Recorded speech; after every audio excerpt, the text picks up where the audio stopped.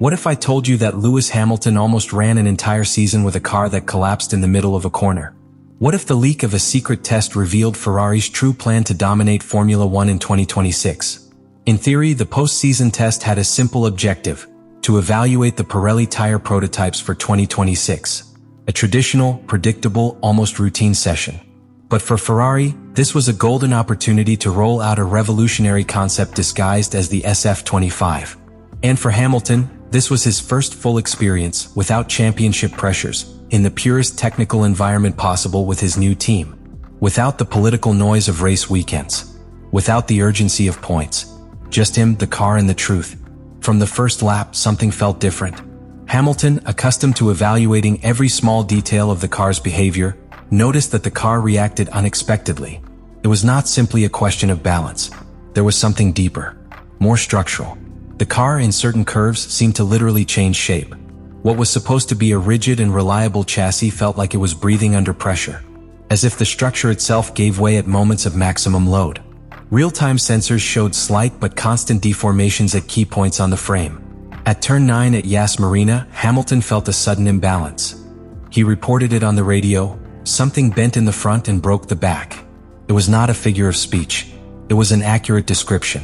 The data would confirm it hours later. The SF25 was collapsing under its own aerodynamic forces. Literally. The load generated by the airflow was not being supported by the structural integrity of the car. The most chilling thing of all was not the failure itself. It was discovering that this was not new. That it had occurred, to varying degrees, throughout the entire 2025 season.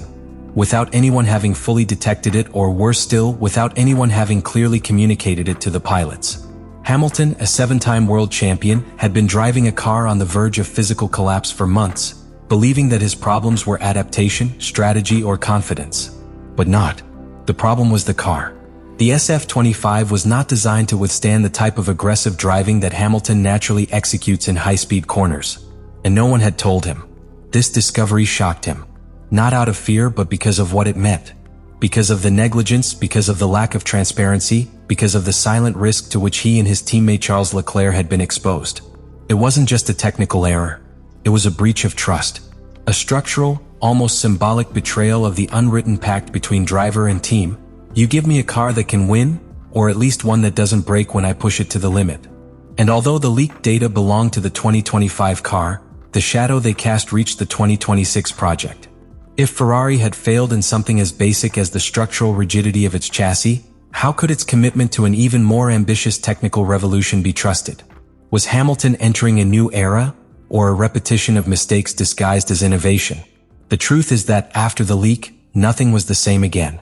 Not in Ferrari, not in the FIA, and definitely not in Lewis Hamilton's head. While the rest of the paddock finished packing up after the last race of 2025, Ferrari was already 2 steps ahead. And not in the figurative sense. In Abu Dhabi, what was rolling on the track under the paint of the SF25 was not simply a test car. It was a camouflaged prototype of the future. A rolling experiment that challenged the limits of what was permitted. And their mission was only one: to launch the revolution that will define Formula One from 2026. That this car was known internally as a mule car. A term that in F1 technical jargon means more than just a test. It means risk. It means covert innovation. It means early development of technologies that have not yet been approved, but that urgently need to be validated on the track. Ferrari did not hide it. This altered SF25 was an aerodynamic simulation platform for the new regulations that will go into effect in just 1 season.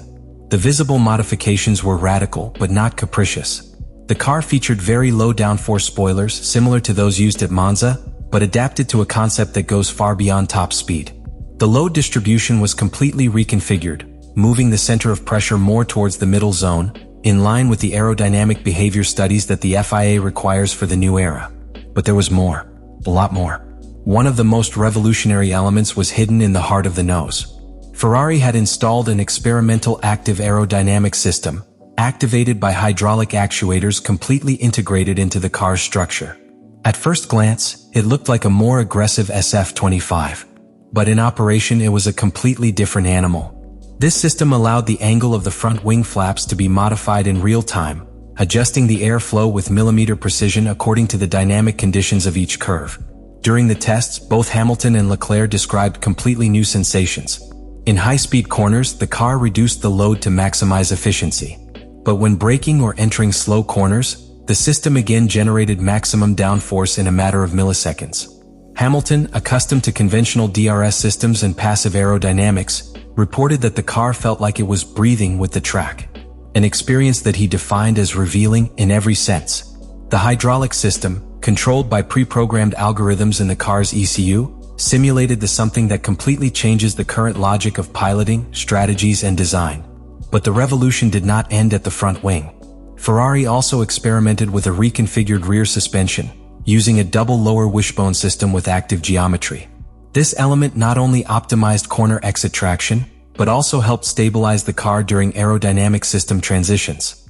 The result: a platform that was not only more efficient, but dynamically adapted to the environment, anticipating the car's behavior before the driver felt it.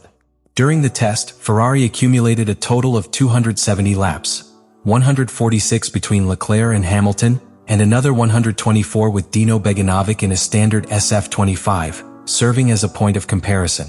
The Maranello engineers were impressed not only with the data, but with Hamilton's ability to immediately adapt to the car's new behavior. Their contributions in terms of technical feedback were key to validating the first steps of what will be Project 678. This was not just another test. It was a declaration of intent.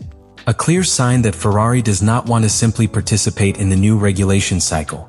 It wants to lead it. It wants to be the technical benchmark, the team that, once again, transforms the history of Formula One from the very design of the car. And Hamilton understood it instantly. That afternoon in Abu Dhabi, he didn't just drive an experimental car. He literally drove on the roadmap that can take Ferrari back to the top. What were previously promises in PowerPoints, CFD simulations, or wind tunnel designs, now became real sensations. In live data. In a piloting experience that, although still in the embryonic phase, already showed the potential of what is to come. That day, under the Arabian sun, a car was not born. A concept was born. A vision.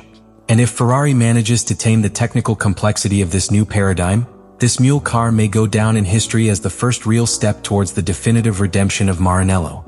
During the afternoon laps, with the sun increasingly lower on the track, Hamilton rediscovered sensations that he thought he had forgotten. The car reacted. He was breathing. It suited his driving.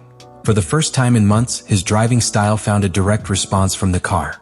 Where there was resistance before, there was now fluidity. Where there was uncertainty before, there was now synchronicity. On the radio, his comments were no longer complaints, but constructive analysis. Technical questions. Development proposals.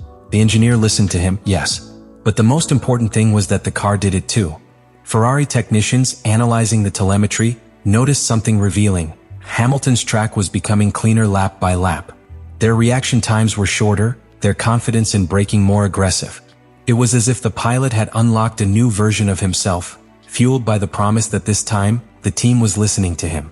The Hamilton in the test was not the same as the one in Monaco, nor the one in Spa, nor the one in Singapore. This was a man who finally felt that his experience was not only valued, but essential. And beyond the hard data, there was something that is not measured in figures. Something intangible. A different energy in the garage. The mechanics, the engineers, even Leclerc knew they were witnessing a key moment. For the first time, Hamilton and Ferrari were aligned, not only technically but emotionally. The mule car was not just an experiment. It was a message. A symbol that the team was willing to break with its own past to build something truly new. And Hamilton, at that time, was no longer a media signing. It was the catalyst. At the end of the test, when he got out of the car, his face did not show fatigue. It showed clarity. A type of silent conviction that needs no words. Hamilton had not only tasted the future, he had reconnected with his purpose. The one that goes beyond trophies or statistics. That of changing history. That of turning a team that has been lost for years into an unstoppable force. That of being more than just a pilot. Being an architect of the Ferrari Renaissance. Let me know in the comments what you think about all this.